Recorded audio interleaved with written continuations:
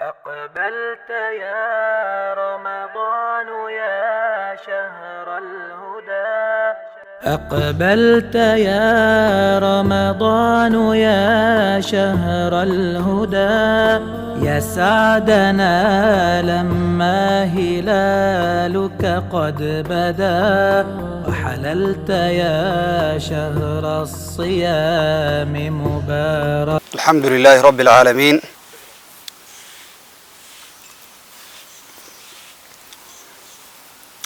الحمد لله رب العالمين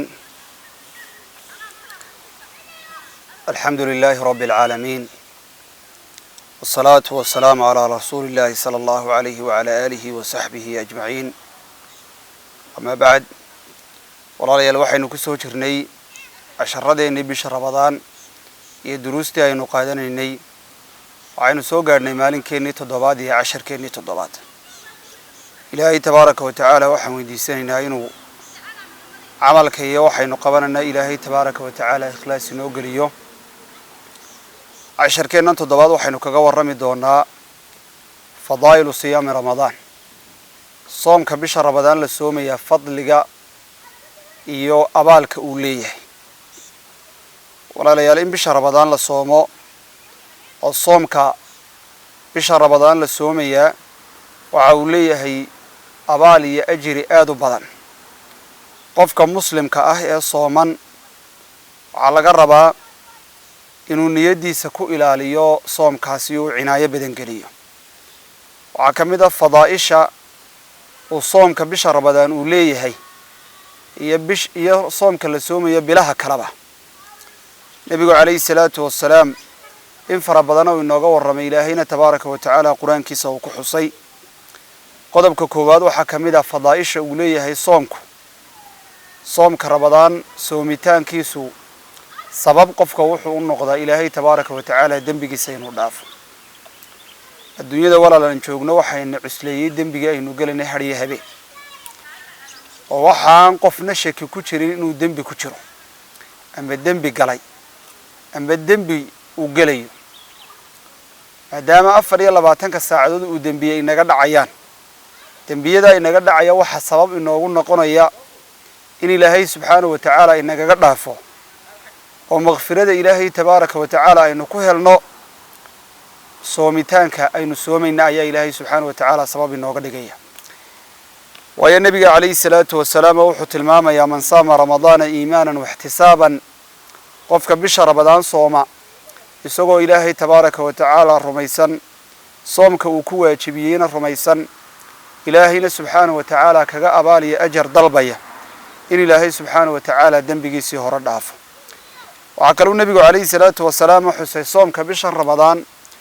iyo bisha sanadka soo socda bisheeda ilaahay subxaanahu wa tacaala hadduu ku gaarsiiyo, labadaas dhexdooda haddii ruuxu uu ka dheeraado dembiyada waaweyn in ilaahay tabaaraka wa tacaala dembiga uu kaga dhaafayo. fadaa'isha soomka Ramadaan waxaa walaalayaal ka mid ah soomka bisha Ramadaan la soomo ajarkiisa iyo abaalkiisu xisaab male, cadad iyo tiro mucayan oo la tiriyana male. ilaahay baa tabaaraka wa tacaala la gaar noqday oo isagu isku reebay camalada kale ee aadamuhu samaynayaan. camal kasta oo wanaagsan 10 ajri baa loo qoraa. nabigu calayhi salaatu wassalaam xadiis al-qudsiga in hore u soo marnay waxa uu ka warramay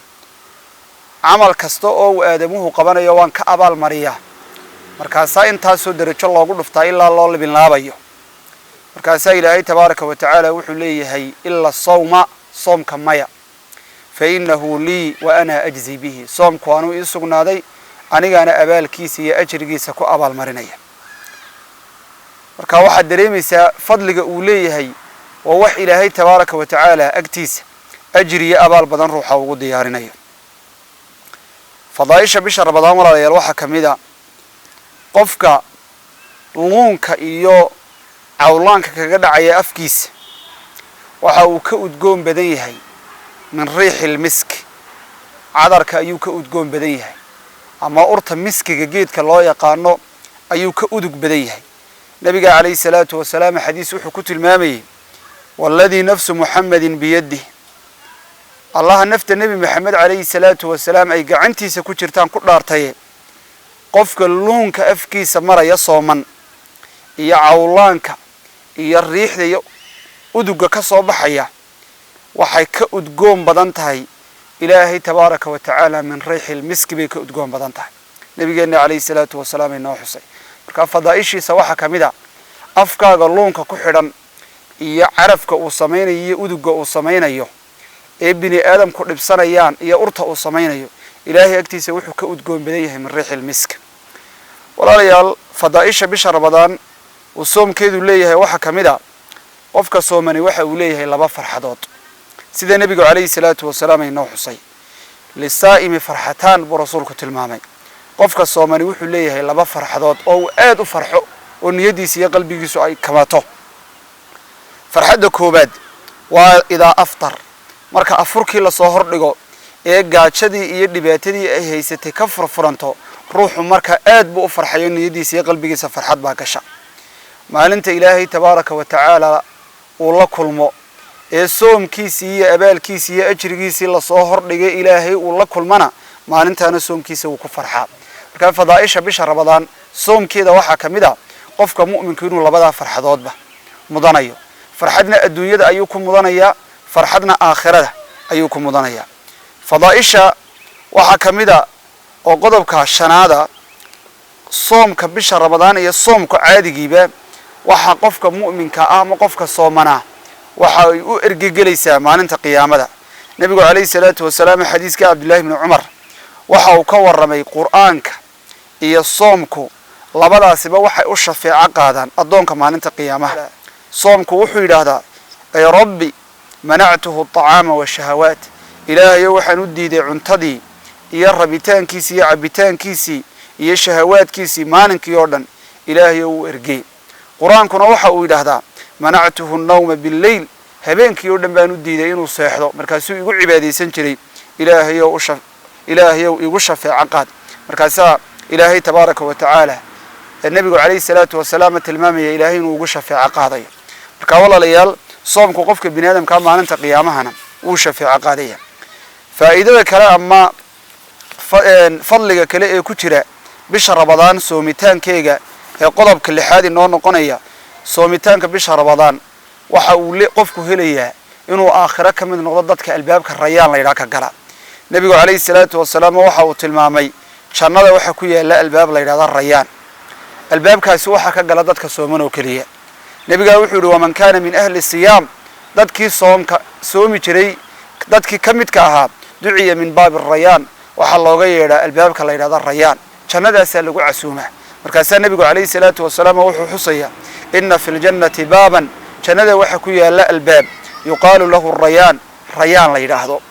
yadkhulu minhu saa'imuuna yawm alqiyaamah albaabka waxa ka gala dadka sooman la yadkhulu minhu ahadun ghayruhum qof aan iyaga ahayna kama galo markaas waxa la yiraahdaa ayna saa'imuun fayaquumuuna markaasay kacayaan markaas la yadkhulu minhum ahadun ghayruhum qof aan iyaga ahayna ma gelayo fa idha dakhalu markay galaana ugliga waa la xidhayaayo falam yadkhul minhu ahadun qof aan iyaga ahayna meesha ma gelayo marka fadliga uu leeyahay waxaad ku garan kartaaba in albaabka dhan ee jannada ku yaala in maalinta qiyaamaha adiga lagaaga yeeriyo lagu oranayo albaabkan jannada ka gal walaalayaal qodobka ugu dambeeya aynu ku soo gabagabeynaa waxa weeye qofku hadii uu soomo soomka bisha ramadaan iimaan iyo ihtisaabna ilaahay tabaaraka wa tacaala uu kaga doonayo ilaahay isaga iyo xanuunka iyo kulaylka ay leedahay iyo karka ay leedahay naarta jahannami ayaa ilaahay tabaaraka wa tacaala muddo 70 sano ah ilaahay tabaaraka wa tacaala uu kala dheereeyaa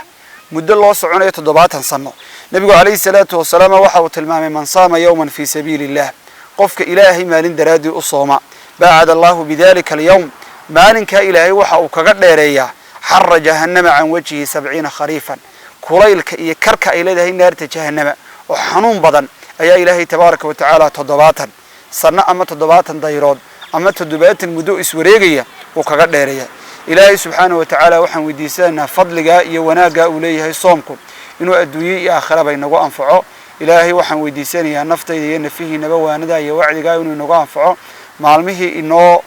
dhamaadayna ilaahay subhanahu wa ta'ala ajri iyo wanaag inaga siiyo maalmaha inoo hadhayna ilaahay subhanahu wa ta'ala caafimaad qabiyo ka faa'iideysi inagu gaarsiiyo wa sallallahu ala nabiyina muhammadin